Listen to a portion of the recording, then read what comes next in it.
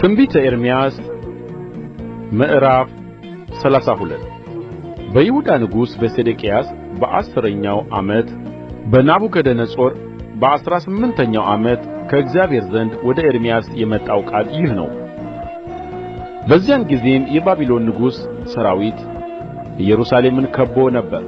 ነቢዩም ኤርምያስ በይሁዳ ንጉሥ ቤት በነበረው በግዞት ቤት አደባባይ ታስሮ ነበር።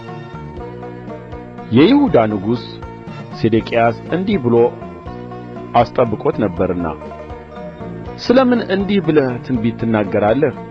እግዚአብሔር እንዲህ ይላል፣ እነሆ ይህችን ከተማ ለባቢሎን ንጉሥ እጅ አሳልፌ እሰጣለሁ፣ እርሱም ይይዛታል። የይሁዳም ንጉሥ ሴዴቅያስ በእውነት በባቢሎን ንጉሥ እጅ አሳልፎ ይሰጣል። አፍ ለአፍም ይናገረዋል፣ ዓይኑም ዓይኑን ያያል እንጂ ከከለዳውያን እጅ አያመልጥም። እርሱም ሴዴቅያስን ወደ ባቢሎን ያፈልሰዋል፣ እኔም እስክጐበኘው ድረስ በዚያ ይኖራል ይላል እግዚአብሔር። ከከለዳውያን ጋር ብትዋጉ ምንም አትረቡም። ኤርምያስም እንዲህ አለ፣ የእግዚአብሔር ቃል ወደ እኔ እንዲህ ሲል መጣ።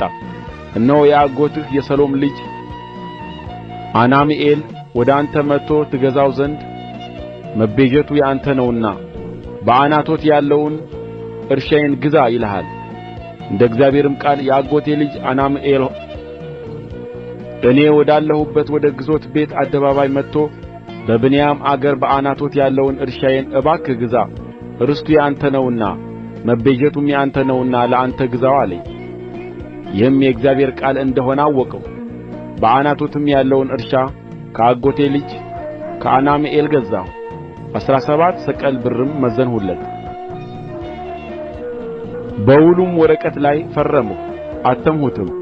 ምስክሮችንም ጠርቼ ብሩን በሚዛን መዘንሁለት። የታተመውንና የተከፈተውን የውል ወረቀት ወሰድሁ።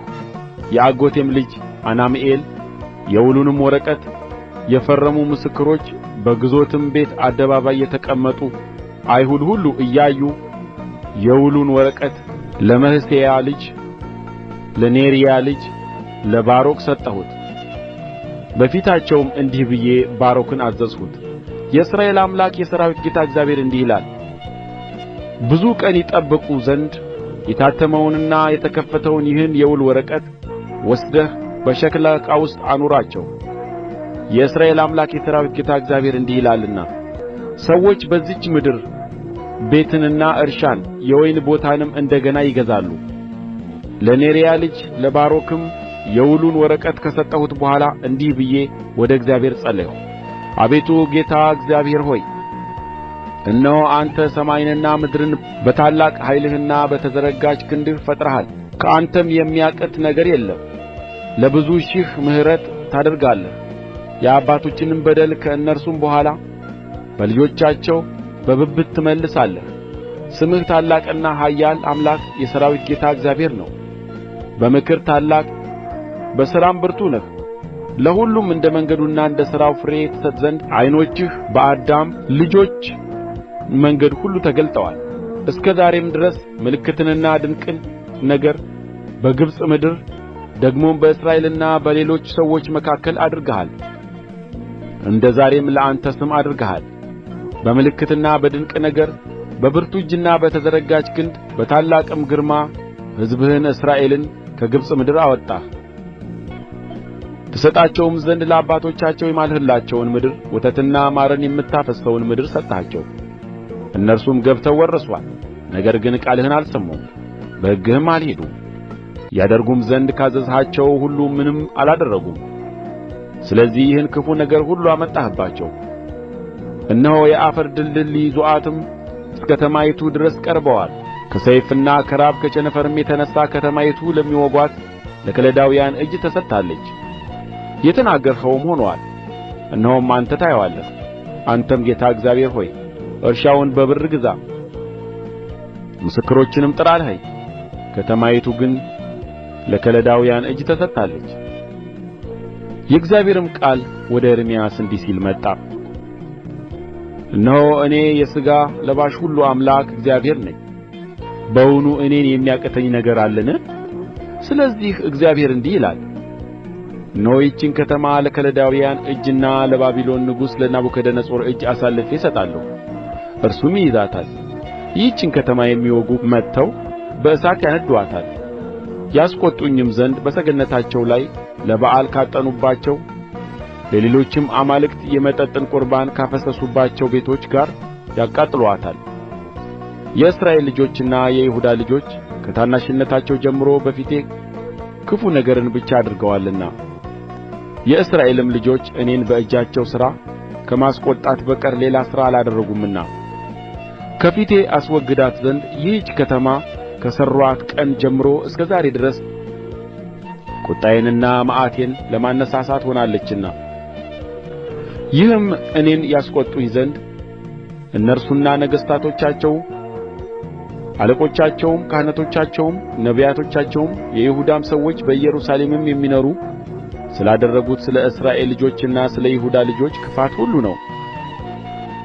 ፊታቸውንም ሳይሆን ጀርባቸውን ወደ እኔ መለሱ።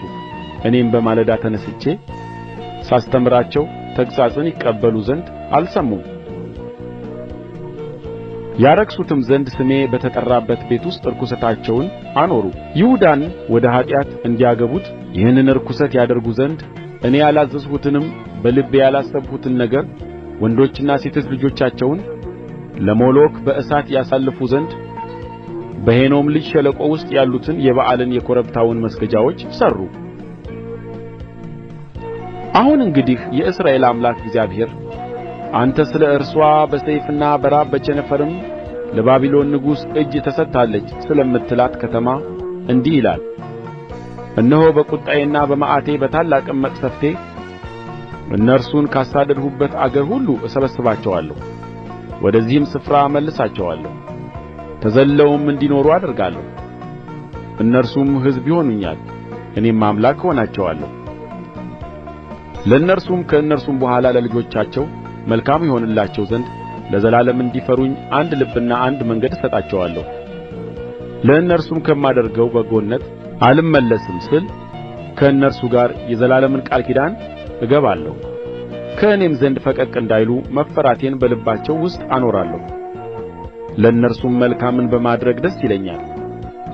በእውነትም በፍጹም ልብና በፍጹም ነፍሴ በዚህች ምድር እተክላቸዋለሁ።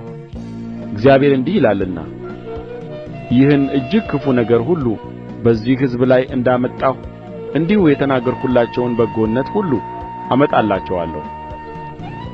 እናንተም ያለ ሰውና ያለ እንስሳ ያለች ባድማ ናት፣ ለከለዳውያንም እጅ ተሰጥታለች በምትሉአት ምድር እርሻን ይገዛሉ፣